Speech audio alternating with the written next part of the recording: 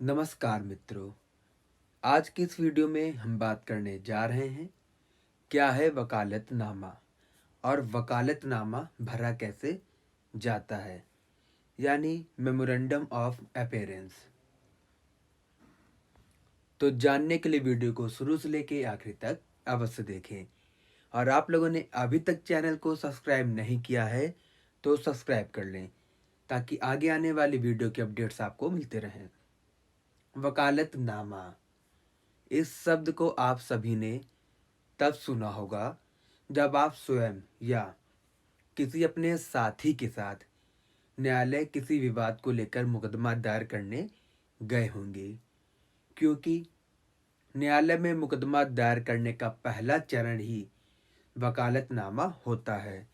क्योंकि वकालतनामा के माध्यम से ही व्यक्ति अपनी ओर से अधिवक्ता को अपने हित में न्यायालय में न्यायाधीश के समक्ष अपनी बात कहने को अधिकृत करता है।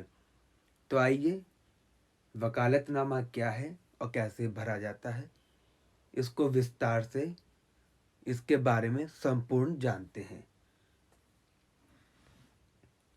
तो सबसे पहले हम बात करेंगे वकालतनामा क्या है। वकालतनामा एक विधिक दस्तावेज है जिस व्यक्ति को न्यायालय से अनुतोष प्राप्त करना होता है या न्यायालय में किसी व्यक्ति के खिलाफ मुकदमा दायर करना होता है, या किसी व्यक्ति को सम्मन के माध्यम से या जानकारी होती कि उसके खिलाफ न्यायालय में मुकदमा दायर किया गया है और वह उस मुकदमे का पक्षकार बनाया गया है। तो इन सभी मामलों में व्यक्ति को अपनी तरफ से न्यायालय में न्यायाधीश के समक्ष अपनी ओर से बोलने के लिए एक अधिवक्ता, वकील, लॉयर नियुक्त करना पड़ता है। अधिवक्ता नियुक्त करने के लिए इसी वकालतनामा का इस्तेमाल किया जाता है।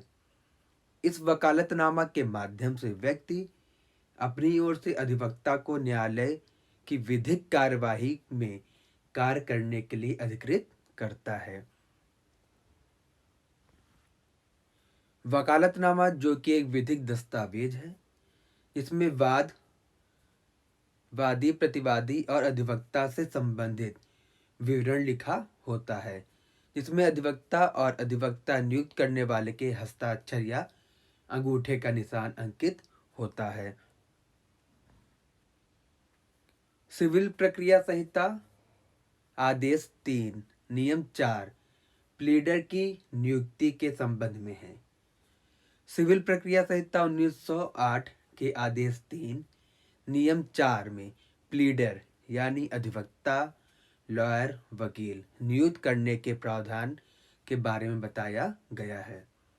कोई भी पंजीकृत अधिवक्ता किसी भी न्यायालय में किसी भी व्यक्ति के द्वारा लाए गए वाद में उससे संबंधित कार्यवाही करने के लिए उस व्यक्ति के पक्ष में स्वयं न्यायालय के समक्ष तभी उपस्थित होगा जब उस व्यक्ति के द्वारा एक लिखित दस्तावेज उपस्थिति का ज्ञापन यानी मेमोरेंडम ऑफ अपेयरेंस, जिसे वकालतनामा कहा जाता है, इसके द्वारा स्वयं लाए गए वाद की कार्यवाही से संबंधित कार्य करने के लिए उस प्लीडर, अधिवक्ता, वकील को अपनी तरफ से विधिक प्रतिनिधि नियुक्त किया गया है। तभी वह अधिवक्ता उस वाद की कार्यवाही को कर सकेगा और न्यायालय के समक्ष उस व्यक्ति के पक्ष में बोल सकेगा। अब बात आती है कि वकालतनामा भरा कैसे जाएगा। सिविल प्रक्रिया संहिता 1908 आदेश 3 नियम 4 के तहत किसी भी वाद में पक्षकार की तरफ से अधिवक्ता स्वयं को उपस्थित तभी कर सकेगा जब उसके द्वारा उपस्थिति का ज्ञापन यानी वकालतनामा भरकर उस पर स्वयं के वादी या प्रतिवादी जिसके पक्ष में न्यायालय के समक्ष उपस्थित होना हो, उस व्यक्ति के हस्ताक्षर हो जाने पर न्यायालय के समक्ष दाखिल करने के बाद ही न्यायालय के समक्ष वाद की कार्यवाही के लिए उपस्थित होगा। आदेश 3 नियम 5, जिसमें वकालतनामा भरे जाने का विवरण दिया गया है। वकालतनामा आप न्यायालय में किसी भी पंजीकृत स्टाम्प वेंडर से प्राप्त कर सकते हैं, या वकालतनामा स्वयं वकील या वाद दायर करने वाले वादी या उस पर जवाब देने वाला प्रतिवादी भी खरीद सकते हैं। वकालतनामा का एक प्रारूप होता है जिस पर मांगी गई जानकारी भरनी होती है। इसके माध्यम से वादी प्रतिवादी अपनी तरफ से वाद की कार्यवाही करने के लिए अधिवक्ता को विधिक प्रतिनिधि नियुक्त करता है। इसमें कुछ नियम व शर्तें लिखी होती हैं जिन पर वादी प्रतिवादी और वकील सहमत होते हैं। यानी अगर ये वकालतनामा वादी की तरफ से दिया जा रहा है तो वादी, और प्रतिवादी की तरफ से दिया जा रहा है तो प्रतिवादी। अब मुख्य बात पे आते हैं कि वकालतनामा भरा कैसे जाएगा। वकालतनामा का जब प्रारूप आप खरीद लेते हैं, यानी स्टैम्प वेंडर से जब वकालतनामा आप ले लेते हैं, तो उस पर सबसे पहले उस न्यायालय का नाम, क्योंकि इस वकालतनामा में जैसे आप देखेंगे जो जो चीज़ें लिखनी होती हैं वो पहले से दिया रहता है फॉर्मेट, बस उसमें आपको चीज़ें फिलअप करनी है। तो सबसे पहले उस न्यायालय का नाम जिस न्यायालय के समक्ष आप मुकदमा दायर करने जा रहे हैं या जिस न्यायालय के समक्ष आपके विरुद्ध मुकदमा दायर किया गया है। पक्षकार के नाम, यदि वकालतनामा वादी की तरफ से दाखिल किया जा रहा है तो वादी का पूरा नाम और निवास स्थान के साथ। वादी एक या एक से अधिक हैं तो उन सबके नाम के साथ हस्ताक्षर होंगे। यदि वकालतनामा प्रतिवादी की तरफ से दाखिल किया जा रहा है तो प्रतिवादी का पूरा नाम और निवास स्थान के साथ।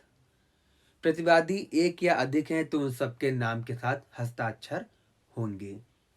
अधिवक्ता का नाम जो वादी या प्रतिवादी की तरफ से न्यायालय में बोलेगा और कार्य करेगा, अधिवक्ता के हस्ताक्षर होंगे। यह सब हो जाने के बाद अगर आप वादी की तरफ से मुकदमा लड़ रहे हैं तो वाद पत्र के साथ और मुकदमे से संबंधित दस्तावेजों के साथ इस वकालतनामा को न्यायालय में दाखिल करना होगा। और यदि आप प्रतिवादी की तरफ से लड़ रहे हैं, इसमें आपको उस वाद पत्र का जवाब देना है, तो प्रतिवादी की तरफ से आपको यह जवाब पत्र लगा के न्यायालय में दाखिल करना होगा। तो दोस्तों, आज की वीडियो में हमने जाना वकालतनामा क्या है और इसको भरा कैसे जाए। वीडियो देखने के लिए धन्यवाद। ऐसी वीडियो के अपडेट्स पाने के लिए हमारे चैनल से जुड़े रहें। आशा करता हूँ कि आपको यह वीडियो पसंद आई होगी और हमारे चैनल को सब्सक्राइब करना ना भूलें।